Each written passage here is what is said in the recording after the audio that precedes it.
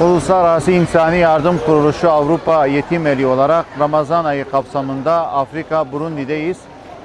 Yardım çalışmalarımız devam ediyor. Bugün de Allah nasip ederse yaklaşık 800 kişiye iftar programını gerçekleştireceğiz. 5000 kilometre üzerinde bir yolculukla buraya geldik. Ta Avrupa'dan ta dünyanın öbür ucuna Burundi'ye geldik. Aslında bizim görevimiz elçi olmak, fakirle zengin arasında köprü kurmak, onların gönül bağlarını birleştirmek, emredilen sadakayı yerine getirmek, infakı fakir fukara, mazluma, yetime, miskine ulaştırmak.